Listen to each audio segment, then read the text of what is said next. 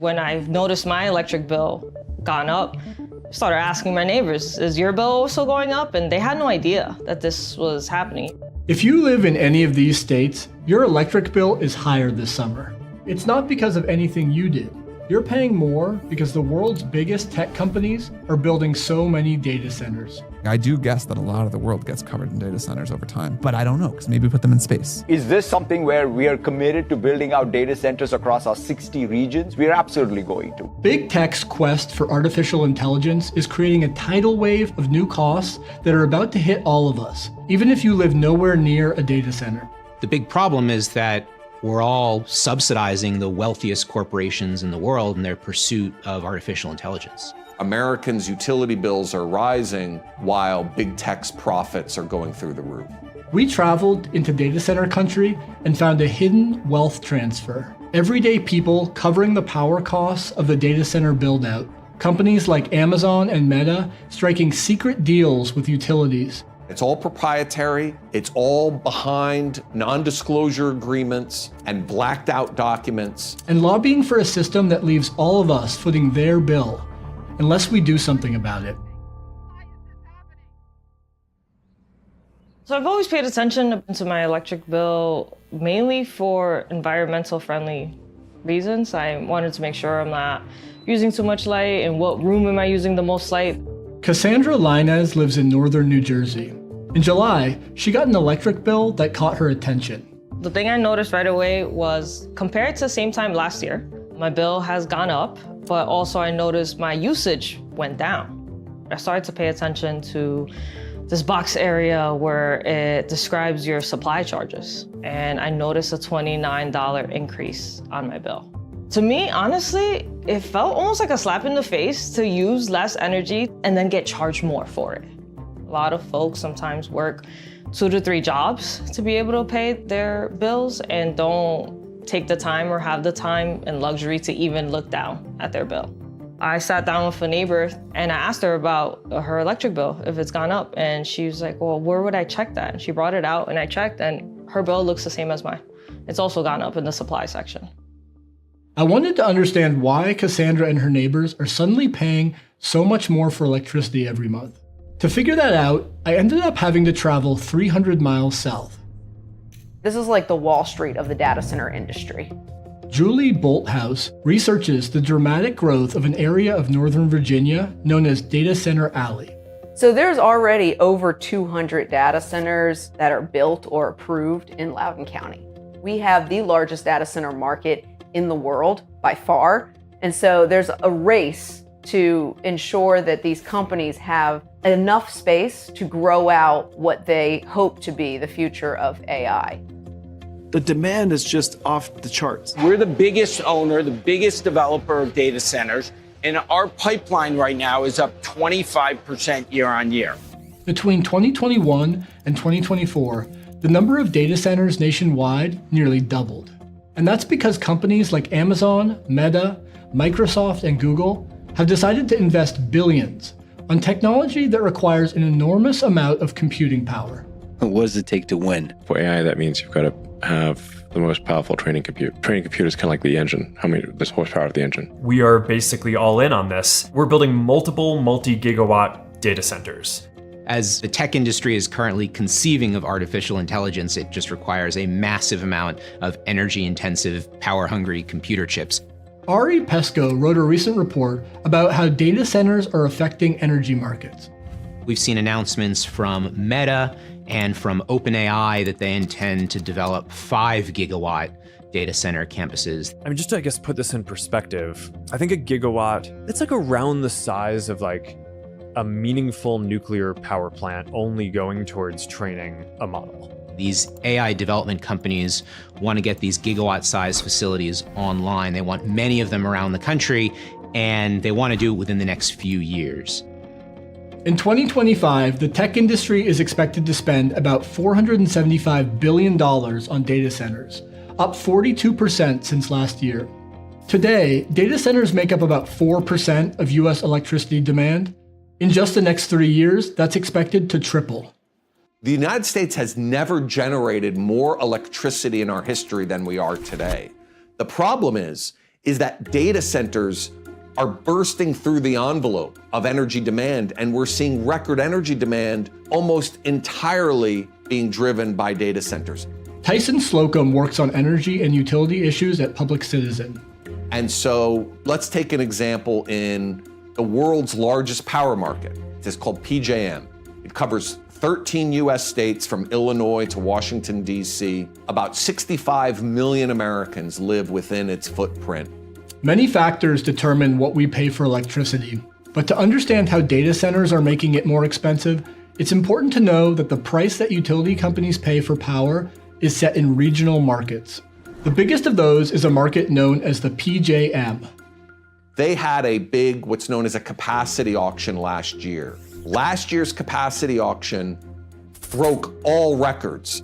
And what happened last summer in the auction is the prices went up by 800%, a massive increase in costs. David Lapp represents ratepayers in Maryland, another PJM state. He explained to me that when utilities have to pay a higher capacity price, they pass it on to consumers in the form of supply charges. According to the PJM's independent monitor, data centers were responsible for 63% of last year's price increase. We saw customers with bills $900, over $1,000. It's unfathomable that they are having to pay higher rates to support wealthy corporations building data centers. And it's not just PJM. We're seeing this happen across the country. We're seeing data center loads from coast to coast. It's affecting every energy market. One way to start addressing this supply and demand problem would be to bring new power supply to the grid. But then the big question is, who's going to pay for that new infrastructure? The way the system currently works, we all pay for it. So the utility business model is more than 100 years old, and it was designed to spread electricity service at the beginning of the 20th century. The basic idea is that utility builds something and you socialize the costs to all of the ratepayers that have no choice but to take that utility's service. The cost of new infrastructure mostly shows up on another part of your electric bill, sometimes called delivery charges. Utility companies are allowed to set those charges high enough to recoup every dollar they spent building, plus a regulated rate of profit, usually around 10%. So this is a huge profit opportunity. This growth in demand is a great excuse to build the sort of infrastructure that they're very comfortable building. If you look at sort of any of the earnings calls that these companies do, they're touting data center growth in their region. To lure data centers to their service areas, utilities have started cutting direct deals with big tech. One way that utilities might attract new data center customers is by offering them a good deal on electricity. This is a competition between utilities to attract these data centers. Ari and his team looked at nearly 50 regulatory proceedings across the country about utility rates for data centers. What they found is that the deals between tech companies and utilities are typically hidden from the public, and there's good reason to believe we should be concerned about that.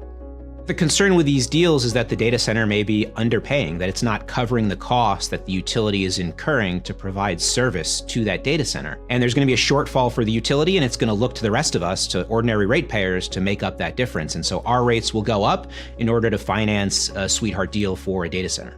One recent example is happening right now in Louisiana with a data center being developed by Meta. Last year, a utility company in Louisiana proposed to spend $3 billion on a new power plant to meet electricity demand from a Meta data center. The full terms of its deal with Meta are secret, but redacted regulatory filings have revealed that the public is on the hook for Meta's power plant. Meta has signed a 15-year deal, and it only obligates them to pay for about half of that $3 to $4 billion of infrastructure, which means that there's a big risk that everyone else in Louisiana will get stuck with the rest of that bill. I believe deeply in building personal superintelligence for everyone. And at Meta, we have the resources to build the massive infrastructure required and the ability to deliver new technology to billions of people. Meta saw an opportunity to negotiate a massive data center deal without the public having any input. And to this day, there is still massive amounts of detail about that Meta AI complex that the people of Louisiana have no information about. In Virginia, the utility company Dominion Energy has proposed to build 6 new power plants to meet data center demand, the first at a cost of $4.5 billion. According to one estimate, only 30% of that will be paid for by the customer class that includes data centers. At Dominion Energy, we know power is personal. Residential customers will pay about half the cost, despite the fact that residential demand for electricity has flatlined. Dominion projects that average residential electric bills will more than double to $315 a month in the next 15 years, primarily due to data centers. We should not be having to pay the bill for the infrastructure that is supporting private companies that are making a ton of money off of this infrastructure. They're not building AI just because it's fun to build AI. They're building AI because it's making them money. The right way to do it is to make sure that the data centers pay for every penny of this infrastructure. In Maryland this year, ratepayers and advocates came together to try to address this problem and passed a state bill that creates a new customer class for data centers. So what this legislation does, and it's an important step forward, is it says these data centers don't fit within any of those customer classes, and we need a new customer class for large loads. Once you have a ratepayer class, then you can actually specifically charge that class for infrastructure that's being built for them, and you can isolate them from other ratepayers. Isolating these data centers is an important first step, and a number of states are taking that step. The Oregon legislature also passed a law this spring that isolates data centers from other ratepayers. But taking that step in other states will not be easy because big tech companies have other plans. A group called the Data Center Coalition is opposing these efforts at state capitals across the country. It's a membership organization made up of Amazon, Meta, Google, Microsoft, and dozens of other data center operators. And it claims that its members are already paying their fair share for power. We hear the data centers say, we welcome paying those costs, but we're not seeing them advocate for reforms where they really take on those costs. The Data Center Coalition is corporate public relations, right? They're not paying their fair share. The numbers don't lie. In the last few years, the Data Center Coalition has raised millions of dollars from its corporate members. In Virginia last year, its PAC gave over $2 million to state legislators. The investment paid off this spring when state leaders voted down several bills that would have regulated data centers. Big tech is literally the wealthiest, most profitable industry in the world. They have the capacity to pull out their pocketbooks and cover their costs associated with this data center expansion. Instead, the American people and small businesses that aren't data centers are covering their costs. In the next 15 years, data centers are expected to add an additional $160 billion to grid costs in the US. If policymakers fail to change anything, by one estimate, electricity rates for average households will spike by as much as 70%. I think if the tech companies are the ones that want to do this, are the ones that are in competition with each other, want to create this open market and have this business, I think they're the ones that need to pay for these infrastructures, not myself. Thanks so much for watching our video. If you'd like to see more stories like this, be sure to like and subscribe to our channel to get more Perfect Union in your feed. And if you have ideas for other stories we should investigate, just drop them in the comments below.